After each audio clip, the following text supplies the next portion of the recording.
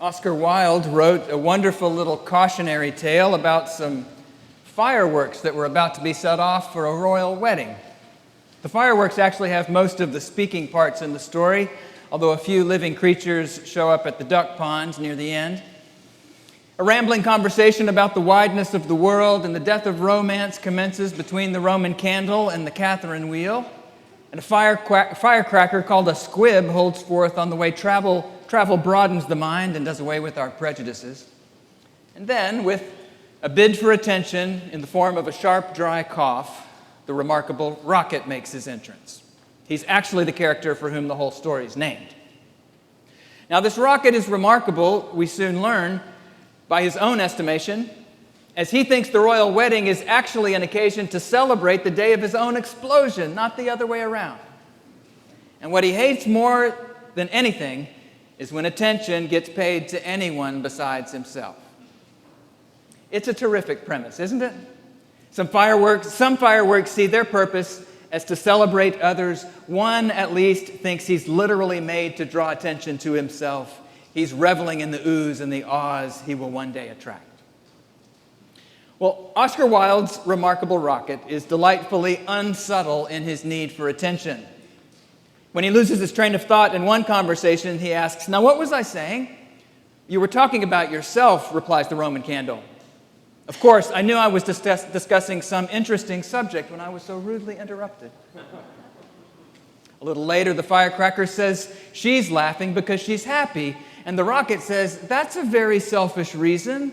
What right have you to be happy? You should be thinking about others. In fact, you should be thinking about me. I'm always thinking about myself, and I expect everybody else to do the same." By the story's end, we're not entirely surprised or disappointed, really, to find our little Rocket sinking into the mud by the duck pond, trying to convince a dragonfly and a frog of his remarkableness. And shortly before he literally fizzles out, he tells the dragonfly, "I'm not going to stop talking to the frog merely because he pays no attention. I like hearing myself talk. It's one of my greatest pleasures. I often have long conversations all by myself, and I'm so clever that sometimes I don't understand a single word of what I'm saying." That story reminds me, in a way, of the one over in Luke, where a Pharisee looks over at a tax collector and prays, "God, I thank you that I'm not like other people, thieves, rogues, adulterers, or even like this tax collector." It's equally unsubtle. The danger in both stories may be that the characters are so one-dimensional that we might not recognize anything of ourselves in the bad guys. But sometimes stark pictures may be just what we need to name something in us or in our world that we keep ignoring or justifying or explaining away. Don't worry, I know the gospel's not from Luke 8 today. But as I was reading our passage from Acts this week, I'd been thinking about attention. Who in your world expects to receive attention? Who's expected to give it? Who deserves more than they get? And who will never be satisfied no matter how much attention they receive? What social structures and sets of expectations determine who has to pay attention to whom? Which is really just another way of establishing who matters more, is it not? What is deference, after all, but submission to a kind of hierarchy of attention? Now, you're probably still confused what any of this has to do with eating with uncircumcised people or Peter's vision of a small herd of non-kosher animals being lowered from heaven on a sheet. And I'm guessing more than a few of you have decided this sermon probably isn't worth giving your attention to today. But the story we just read from Acts 11 is also not very subtle. And neither is the fact that I am indisputably a Gentile.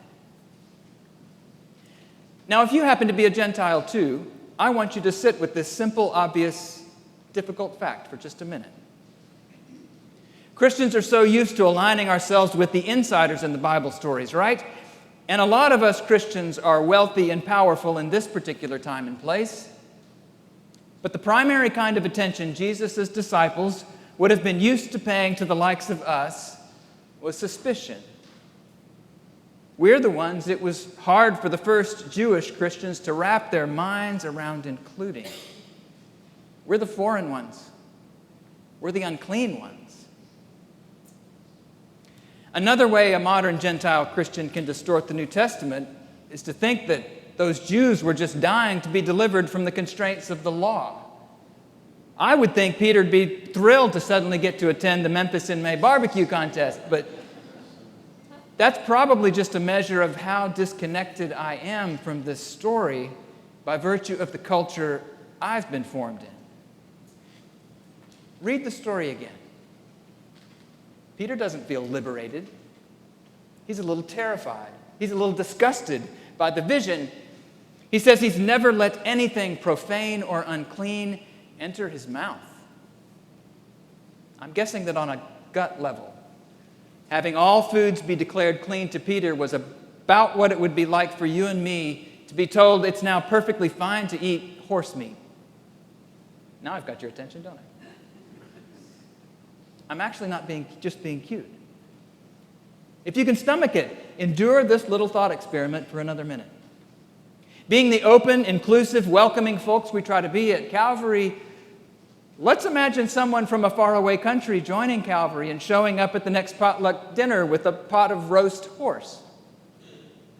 Do you still think we're beyond cultural hang-ups about clean and unclean foods? Still think being inclusive is easy if you're just a reasonably decent Christian person? I don't think we can read Acts 11 meaningfully until we're in this uncomfortable frame of mind. Rather, unless our stomach's churning a little uncomfortable at this deep, culturally formed revulsion. But then if you're a Gentile like me, we actually have to go one step further. We have to remember that we're the ones who've just brought the wrong meat to the potluck. We're the revolting ones. We're the ones that's going to take a whole lot more than good manners to welcome fully into the household of God. And here's why I wanted to introduce the question of attention into the story. I think attention works in the same way, doesn't it? Who gets attention is culturally determined to a large extent, and it works on a deep instinctual level that we rarely acknowledge consciously. There are also all kinds of shared values and power structures embedded in the ways we give and receive our attention in the world. So imagine now, and no more horse meat, I promise. Imagine now that John Morant or Justin Timberlake or, I don't know, Julie Andrews walked into this room, since we're doing J names. To be a celebrity is to command attention. It's a form of power that's culturally formed and transmitted, isn't it?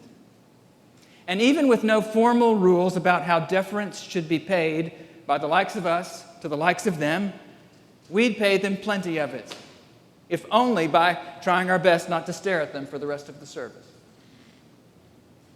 But even if we're not celebrities, we know when we're the person in a situation who expects to receive the attention and when we're the person expected to give it, don't we? More than 40 years ago, a sociologist named Charles Derber wrote a little book titled The Pursuit of Attention. It began with this sentence: without attention being exchanged and distributed, there is no social life.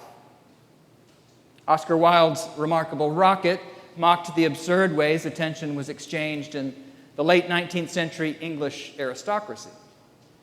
A whole century later, Charles Derber worried that in a highly individualized American culture, we're all in a never-ending competition for attention all the time.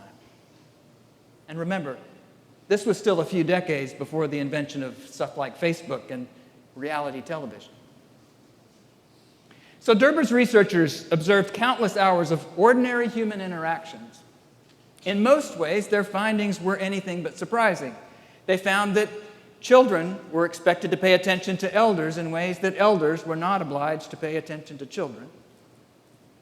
They also found that Oliver Wendell Holmes's characterization of the 19th century patriarch as autocrat of the breakfast table was still largely true at breakfast tables a century later.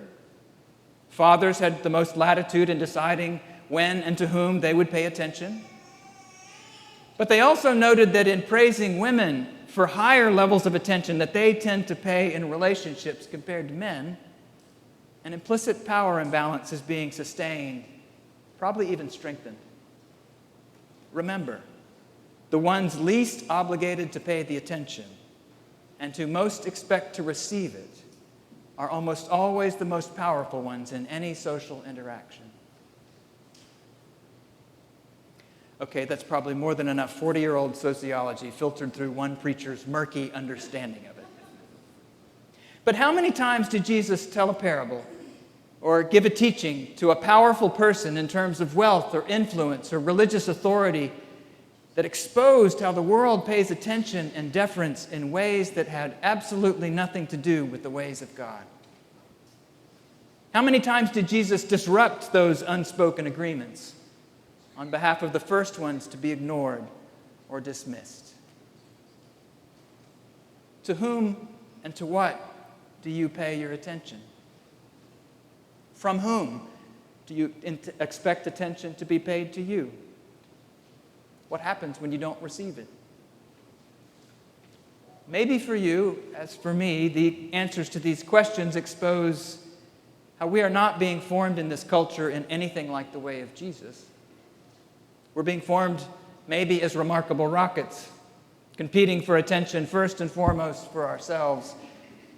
And as a straight, white, educated, Christian American man, I probably need to stay especially awake to the fact that I'm being formed to expect attention to turn quickly and often in my direction all the time. I may need to spend even more time in prayer, entering the story of Acts as a Gentile, as an outsider, as a person the community would assume to be unclean, strange, worthy of only the most suspicious kind of attention, because Jesus so persistently turned his attention away from those who assumed they deserved it and directed it toward those used to going unseen. You may need to pray your way into the story differently. But since the theme is so pervasive in the Bible from the first pages to the last, I really do believe each one of us would do well to enter this story with at least some part of ourselves that we can't imagine anyone would ever welcome or pay loving attention to, especially God. Maybe we need to bring to the story our unclean, Gentile, outsider self, the self that may hope neither God nor good people will even notice us, the self that may think we'd be better off if attention were withheld altogether, so that that self can hear the Jews in Acts 11, not only seeing the likes of us for who we are, and receiving the likes of us as we are, but even offering up their astonished praise, saying, "Can you believe it? God has given even to those Gentiles the repentance that leads to life. In the end, there may be no one in all the cosmos that God's redeeming love in Christ doesn't notice, doesn't save, doesn't bring alive."